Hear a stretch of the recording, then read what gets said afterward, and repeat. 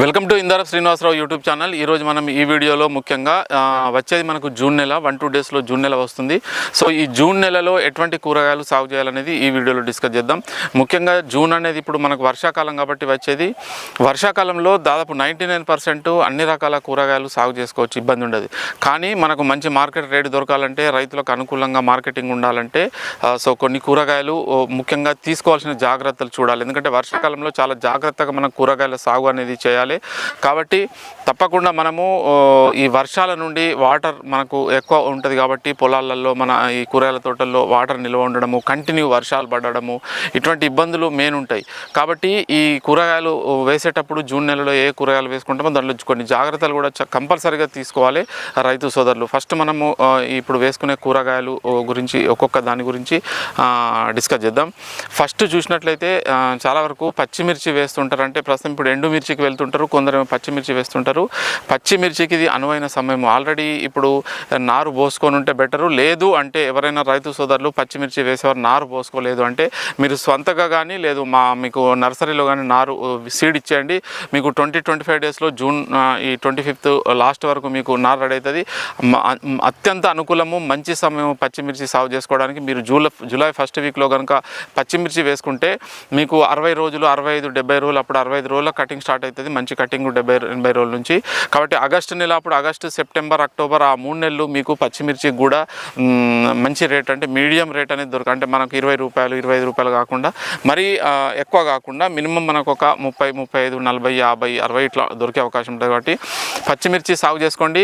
పచ్చిమిర్చి ఏ వెరైటీ అంటే మనకు అందులో వెరైటీలు అంటే మనకు ఏ వెరైటీ అని అడుగుతుంటారు రైతులు. కానీ ఏంటంటే ముఖ్యంగా మీరు లోకల్లో మార్కెట్లో ఏ వెరైటీ పోతుందో చూసుకోండి. ఎందుకంటే కొన్ని లావు ఉంటాయి, కొన్ని సన్నగా ఉంటాయి, కొన్ని గ్రీనిష్ ఉంటాయి, కొన్ని బ్లాకిష్ ఉంటాయి, కారం ఎక్కువ ఉంటాయి, కొన్ని మీడియం కారం ఉంటాయి, తక్కువ ఉంటాయి.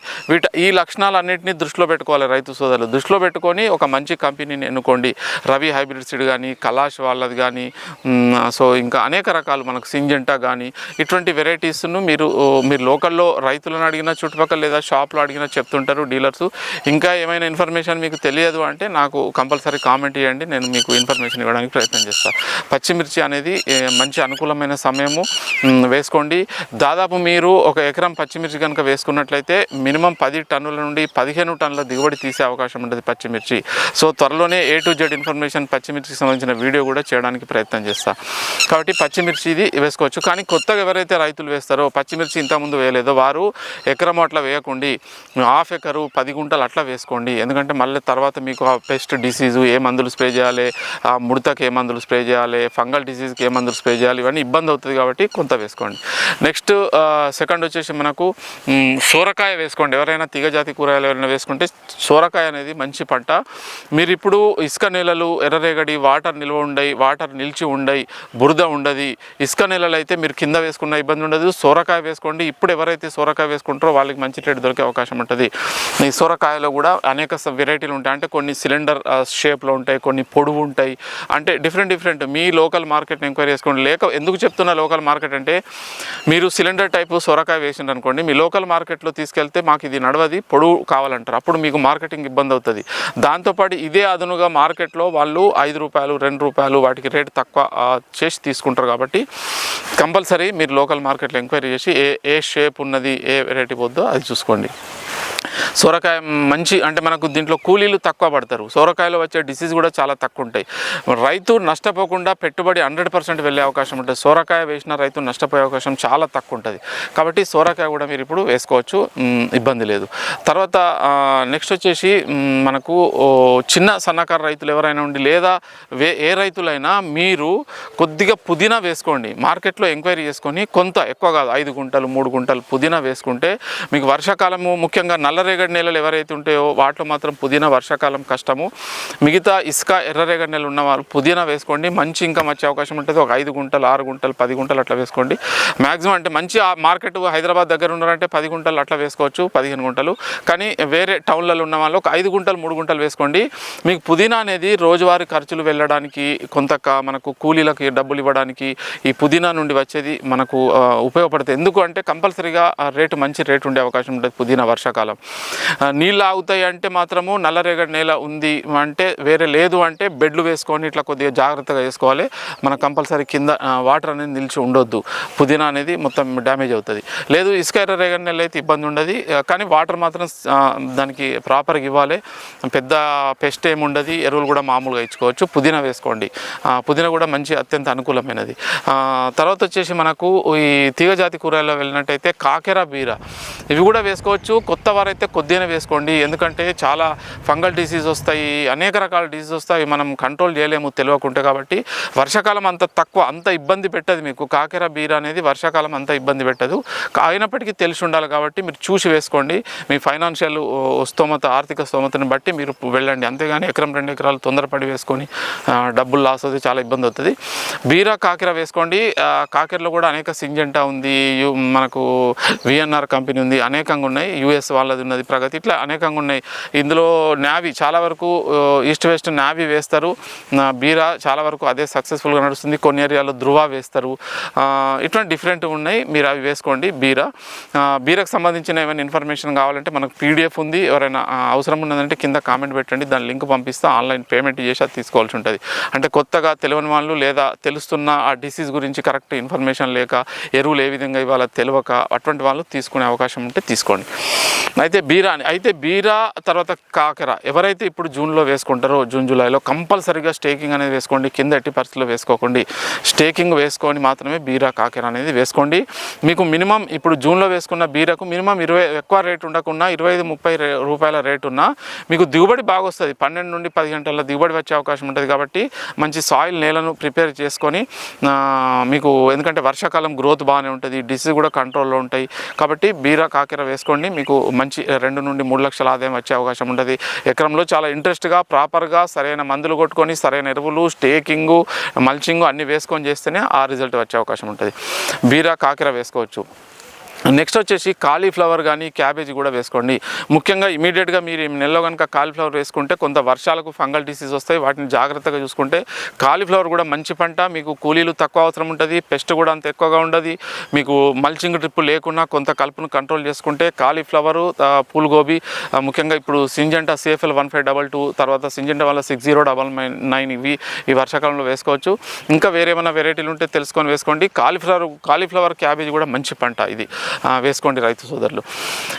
దీని తర్వాత వచ్చేసి నెక్స్ట్ మనము డిస్కషన్ టమాటా. ముఖ్యంగా చాలా వరకు రైతులందరూ వేసి చూసేది టమాటా ఎప్పుడు వేసుకుంటే రేట్ వస్తుంది, ఎప్పుడు వేసుకోవాలి అనేది చాలా ఇంపార్టెంట్. టమాటా అయితే చాలా వరకు రైతులకు తెలిసి ఉంటుంది, ఎప్పుడు వేసుకోవాలి రేట్ ఉంటే చాలా వరకు రైతులు వీడియోలు చూస్తుంటారు యూట్యూబ్లో, మళ్ళీ తర్వాత ఫీల్డ్ చూస్తుంటారు, చుట్టుపక్కల రైతులను తెలుసుకుంటుంటారు. టమాటా ఎవరైతే ఇప్పుడు ఈ జూన్లో ఎంత వీలైతే అంత త్వరగా జూన్లో కనుక వేసుకుంటే, లేదు జూలై వరకు వేసుకున్నా మీకు రేట్ అనేది మీడియం రేట్ దొరుకుతుంది. మనం హై రేట్ అని కాదు, పూర్తి 5-10 రూపాయలు అని కాదు, మీడియం రేట్ కంపల్సరీగా దొరుకుతుంది జూన్ జూలైలో వేసుకున్న రైతులకు. కానీ తప్పకుండా స్టేకింగ్ చేసుకోవాలి. వర్షాకాలంలో వర్షాలు ఎక్కువగా ఉన్న చోట, వర్షాలు ఎక్కువ పడే ప్రాంతంలో వర్షాలకు ఫంగల్ డిసీజ్ వస్తాయి, బ్లైట్ వస్తుంది, తర్వాత మనకు లీఫ్ కర్ల్ వైరస్ వచ్చే అవకాశం ఉంటుంది, తర్వాత లీఫ్ స్పాట్, యాంగులర్ లీఫ్స్, ఇటువంటి అనేక డిసీజులు వచ్చే అవకాశం ఉంటుంది వర్షాకాలం. టమాటా అంత చలికాలంలో పండించినంత ఈజీ కాదు. వీటిపైన అవగాహన ఉన్నవాళ్ళు, ఆల్రెడీ వేసిన వాళ్ళు, కొత్తగా రైతులు వేస్తే కొంత కంపల్సరీగా టమాటా వేసుకోండి, మీకు మంచి రేటు దొరికే అవకాశం, అంటే మీడియం రేట్ దొరికే అవకాశం ఉంటుంది. ముఖ్యంగా వేసుకునే వాళ్ళు వీలైతే పెట్టుబడి పెట్టుకుంటామంటే గ్రాఫ్టింగ్ టమాటా వేయండి. గ్రాఫ్టింగ్ టమాటా వేయాలంటే కంపల్సరీగా ఇప్పుడు మీరు బుకింగ్ చేసుకుంటే మీకు కంపల్సరీగా 45 డేస్ టైం పడుతుంది మీకు ఇవ్వడానికి, 40 నుండి 45 రోజులు ఈ టమాటా వేసుకోవచ్చు. దీంతోపాటు నెక్స్ట్ వీటికి ఎప్పటికీ డిమాండ్ ఉంటుంది మార్కెట్లో, మనకు కంటిన్యూగా డిమాండ్ అనేది ఉండే అవకాశం ఉంటుంది వర్షాకాలం, చలికాలంలో. టమాటా తర్వాత వచ్చేసి మనకు వెరైటీలు అడుగుతారు. సింజెంటా సాగుని అయితే చాలా వరకు వేస్తుంటారు, బాగా వేసుకోవచ్చు. ప్రస్తుతం రైతులు వేస్తున్నారు, రిజల్ట్ ఏ విధంగా ఉందని తెలియదు కానీ బాగానే ఉందని చెప్తున్నారు. ఛాలెంజర్ 11 రవి హైబ్రిడ్ సీడు, బేసెం వాళ్ళది, తర్వాత పవర్ అప్, తర్వాత కలాష్ వాళ్ళది, ప్రగతి, అదిక్, బేర్ వాళ్ళది, డిఫరెంట్ వెరైటీస్ ఉన్నాయి, చూసుకోండి మీరు. నెక్స్ట్ వచ్చేసి మనకు వంకాయ వేసుకునే రైతులు తప్పకుండా గ్రాఫ్టింగ్ వంకాయ వేసుకోవడానికి 100% నేను సజెస్ట్ చేస్తాను. గ్రాఫ్టింగ్ వంకాయ వేసుకోండి. ఈ గ్రాఫ్టింగ్ వంకాయ వల్ల మీకు మంచి దిగుబడి వేసుకునే అవకాశం ఉంటుంది. ఈ జూలై వరకు వేసుకున్న మీకు కంపల్సరీగా మీడియం రేట్ 100% దొరికే అవకాశం ఉంటుంది. కాబట్టి రేట్ అనేది నా అబ్జర్వేషను, నేను చుట్టుపక్కల చూసిన మార్కెట్ను అవగాహన చేసుకొని చెప్తున్నా. రేటు మనకు ఎక్కువ తక్కువ ఏవైనా ఉండొచ్చు. నేను చెప్పినా అని దాని మీదనే ఆధారపడకండి, మీరు కూడా ఎంక్వైరీ చేయండి లోకల్ మార్కెట్లో. కానీ గ్రాఫ్టింగ్ వంకాయ వేసుకోండి, తప్పకుండా మీకు కొంత ఆదాయం అనేది కంపల్సరీగా వచ్చే అవకాశం ఉంటుంది. గ్రాఫ్టింగ్ వంకాయలు వెరైటీలు చూసుకున్నట్లయితే లోకల్లో ఏ వెరైటీ పోతే చూసుకోండి. అంకుర్ నితీష్ ఉంటుంది ఇందులో, తర్వాత రౌండ్ కీర్తి ఉంటుంది, తర్వాత లలిత ఉంటుంది, తర్వాత హైవేజ్ వాళ్ళది, తర్వాత ఈస్ట్ వెస్ట్ వాళ్ళది లలిత నాను ఉంటుంది, హైవేజ్ వాళ్ళది మసాలా వంకాయ. తర్వాత పంచగంగా అని ఉంటుంది, పంచగంగలో విరాట్ అనేది, అంకుర్ సచిన్ ఉంటుంది. డిఫరెంట్ కొందరేమో పెన్నాడు అని లూజ్ విత్తనాలు, పోలూరు వంకాయ, ఇట్లా డిఫరెంట్ ఉంటాయి. వంకాయ లోకల్లో ఏ వెరైటీ పోతుంది అనేది ఎంక్వైరీ చేసుకొని ఆ వెరైటీ బుకింగ్ చేసుకుంటే 40 days టైం పడుతుంది మీరు బుకింగ్ చేసుకున్నాక మీకు ఇవ్వడానికి. గ్రాఫ్టింగ్ వంకాయ కూడా రైతుకు మంచి ఆదాయాన్ని ఇస్తుంది, మంచి దిగుబడి, మనకు డిసీజ్ రెసిస్టెన్స్ అనేది వచ్చే అవకాశం ఉంటుంది గ్రాఫ్టింగ్ వంకాయ. తర్వాత వచ్చేసి మనకు ఇంకా కూరగాయలను అలసంద ఉంది, అలసంద వేసుకోవచ్చు. తర్వాత కొత్తిమీర సాగు చేసుకోవచ్చు. అంటే ఈ బురద అంటే ఎక్కువ నల్లరేగడి బంకమట్టి నెలలు కాకుండా ఇసుక ఎర్రరేగడి నెలలు ఉంటే కొత్తిమీర కూడా మంచి క్రాపు, కొత్తిమీర కూడా సాగు చేసుకోవచ్చు. నెక్స్ట్ ఇంకోటి వచ్చేసి పాలకూర కూడా మంచి రేటు ఉంటుంది వర్షాకాలంలో. బెడ్లు చేసుకోండి, మీరు బెడ్లు చేసుకొని పాలకూర సాగు చేయండి. బెడ్లు చేసుకొని బెడ్ల పైన వీలైతే మల్చింగ్ వేసుకొని మీరు పాలకూర సాగు చేయవచ్చు. కానీ ఈ ఆకుకూరలు సాగు చేసేటప్పుడు నల్లరేగడి నెలల్లో సాధ్యమైనంత వరకు సాగు చేసుకోకపోవడమే బెటర్.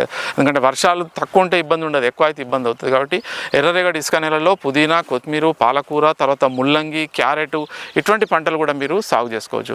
తర్వాత బెండ ఉంది, బెండ కూడా వేసుకోవచ్చు, ఇబ్బంది లేదు. ఈ రకమైన పంటలు నేను చెప్పిన వీడియోలో చెప్పినవి కొంతవరకు చెప్పాలని అడుగుతున్నారు కాబట్టి చెప్తున్నా. ఇంకా ఇతర పంటలు కూడా వేసుకోవచ్చు. ఏదైనా ఏ పంట వేసుకోవాలని ఏదైనా డౌట్ ఉంటే కింద మీరు కామెంట్లు అడగండి, నేను దానికి వీలైతే చెప్పడానికి ప్రయత్నం చేస్తాను. కానీ వీడియోలో చెప్పిన పంటలు వేసేటప్పుడు రైతు సోదరులు గుర్తుంచుకోవాల్సింది పెస్ట్ మేనేజ్మెంటు, ఎరువులు ఏ విధంగా ఇవ్వాలి, ఎప్పుడు ఇవ్వాలి, ఏ మందులు వాడాలి, ఏ విధంగా డిసీజ్ని కంట్రోల్ చేసుకోవాలి, దిగుబడి ఏంది, మార్కెటింగ్ ఏంది, ఇవన్నీ మాత్రం కంపల్సరీగా దృష్టిలో పెట్టుకోండి. ఇవి దృష్టిలో పెట్టుకొని మాత్రమే ఈ జూన్ నెలలో ఈ కూరగాయలు సాగు చేసుకోండి. మంచి దిగుబడి తీసుకోండి, మంచి రేటు దొరికే అవకాశంగా మీరు మార్కెట్ని తెలుసుకోండి. 100%గా మంచి సక్సెస్ సాధించాలని కోరుతూ, సో ఇది మనకు జూన్లో వేసుకునే కూరగాయలు. ఎవరైనా కొత్తగా మన ఛానల్ చూసినట్లయితే కింద రెడ్ కలర్ బటన్ ఉంటుంది, సబ్స్క్రైబ్ చేసుకోండి, లైక్ చేయండి, షేర్ చేయండి. సో ఈ వీడియో చూసిన రైతు సోదరులందరికీ ధన్యవాదాలు. Thank you for watching this video.